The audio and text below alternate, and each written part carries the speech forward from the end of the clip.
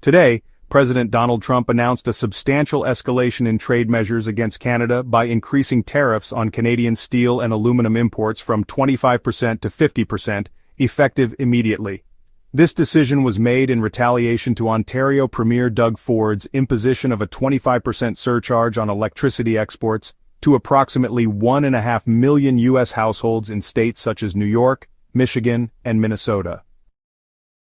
In a post on his social media platform Truth Social, President Trump stated, "Based on Ontario, Canada, placing a 25% tariff on electricity coming into the United States, I have instructed my Secretary of Commerce to add an additional 25% tariff to 50% on all steel and aluminum coming into the United States from Canada, one of the highest tariffing nations anywhere in the world.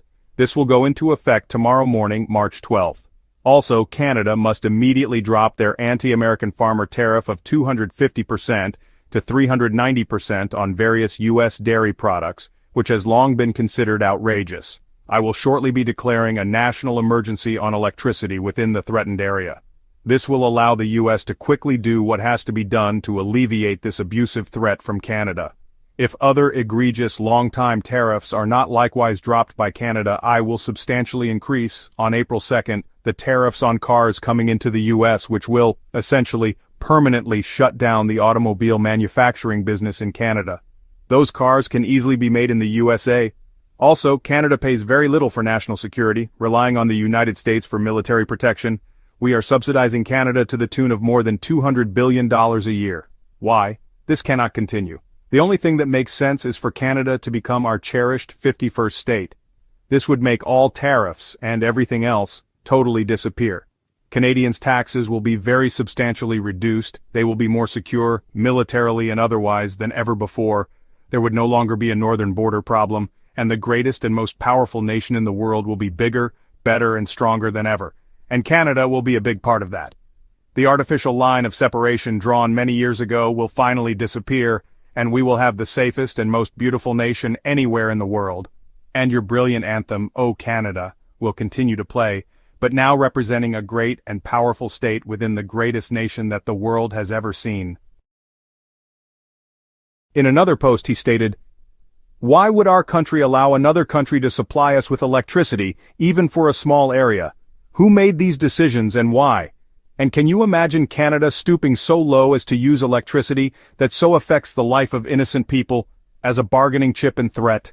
They will pay a financial price for this so big that it will be read about in history books for many years to come." The announcement had immediate repercussions on financial markets. U.S. steel and aluminum prices surged, and the S&P 500 index declined by 0.8%, reflecting investor concerns about the escalating trade tensions and their potential impact on the economy. Ontario Premier Doug Ford responded to President Trump's statements by highlighting the negative impact on U.S. markets, attributing the downturn to the U.S. administration's trade policies. He urged President Trump to drop his tariffs.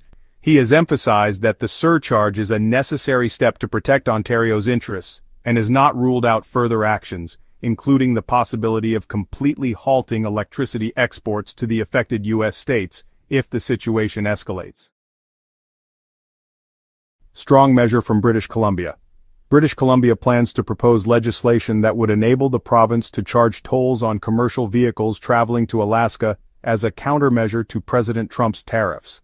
This step is intended to deliver a strong message not only to the president, but also to Alaska's Republican congressional representatives and the state's Republican governor, according to BC Premier David I. In addition, the proposed law would mandate that low-carbon fuel additives for gasoline and diesel be produced domestically. It would also furnish the province with new tools to dismantle internal trade barriers as Canada works to reduce its dependence on the United States. Even though Trump has reduced some tariffs on North American trade partners, EA insisted that Canada must continue its countermeasures. "We will not tolerate these ongoing threats and uncertainties. We are standing up for Canadians," he said, adding, "We won't back down until the threat is removed. Although the tolls will not be implemented immediately and will affect only a limited number of trucks, the move signals mounting tension between long-standing allies as Canada ramps up pressure on Trump to withdraw his tariff plan. The White House has launched a trade war we never wanted, and we must respond decisively," Premier I stated. These initial actions are just the beginning. In the coming weeks, we will introduce additional measures to protect our economy from sustained economic aggression. The BC government is set to introduce tariff response legislation soon, which will arm the province with new mechanisms to safeguard jobs, businesses, and the overall economy from the adverse effects of Trump's trade war. The proposed measures include eliminating barriers to interprovincial trade, ensuring that low-carbon fuel additives for gasoline and diesel are sourced in Canada, and imposing tolls or fees on U.S. commercial vehicles that use BC infrastructure on their way to Alaska. These tariffs are a significant misstep by Trump's administration, harming families and businesses on both sides of the border, added Premier I. Our government will fight for British Columbians at every turn, and every option remains on the table. As an immediate measure, the province has instructed the BC Liquor Distribution Branch to cease purchasing American liquor from certain states, effectively removing those brands from public liquor store shelves.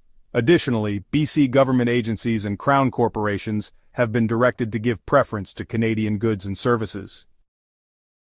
These actions are part of a broader Team Canada strategy that includes the federal government's 25% tariffs on $155 billion of U.S. imports, along with countermeasures by other provinces and territories aimed at reducing reliance on U.S. trade. British Columbia is actively exploring new markets and expediting approvals for major investment projects, with the first wave, valued at $20 billion, expected to create roughly 8,000 jobs, particularly benefiting rural and remote areas.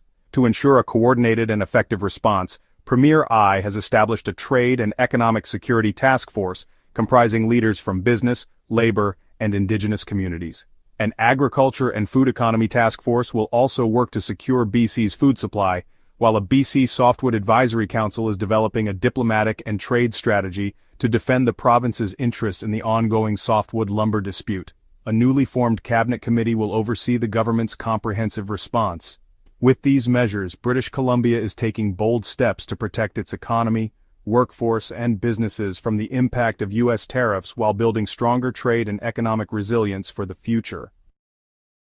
Canada's response to the U.S. tariffs is multifaceted and robust, addressing both immediate economic impacts and long-term strategic goals. The federal government, along with provincial and territorial partners, is committed to safeguarding Canadian industries and jobs. By diversifying trade relationships and investing in domestic capabilities, Canada aims to strengthen its economic sovereignty and resilience. Canada plays a pivotal role in linking Alaska to the contiguous United States. Because Alaska is a geographical exclave not connected by land to the lower 48, the vast Canadian territory between them serves as an essential transit region for travel, trade, and infrastructure. One of the most significant links is the Alaska Highway, also known as the Alcan Highway, which runs from Dawson Creek in British Columbia to Delta Junction, Alaska. Originally constructed during World War II to provide a secure military supply route, this highway remains the primary overland connection between Alaska and the rest of the U.S., even though much of the route still traverses rugged and remote terrain through hundreds of miles of Canadian land before reaching Alaska. Beyond road transport, air travel heavily depends on Canada's geography, as numerous flights between Alaska and other U.S. states navigate Canadian airspace and even make stops in Canadian cities. The collaboration between American and Canadian aviation authorities is vital for the smooth operation of these air routes. Although no direct railway connects Alaska to the lower 48 states, rail and freight services often move goods through Canada. The Port of Vancouver in British Columbia functions as a major transit hub for shipments to and from Alaska, handling essential supplies such as food, fuel, and construction materials. For those driving between Alaska and the contiguous United States, crossing the Canadian border is unavoidable.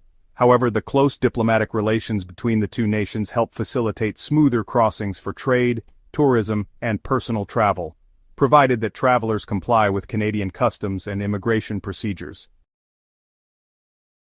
Another essential aspect of the connection between Alaska and the United States through Canada is energy infrastructure. Alaska's abundant natural resources, especially oil and natural gas, rely on Canadian transit routes to reach American and international markets. Pipelines and shipping channels that traverse Canada are crucial for transporting Alaskan energy products, thereby supporting both the U.S. economy and global energy demands. The economic and logistical ties between Alaska and Canada are reflected in the significant trade volume between them, which exceeds $1 billion annually.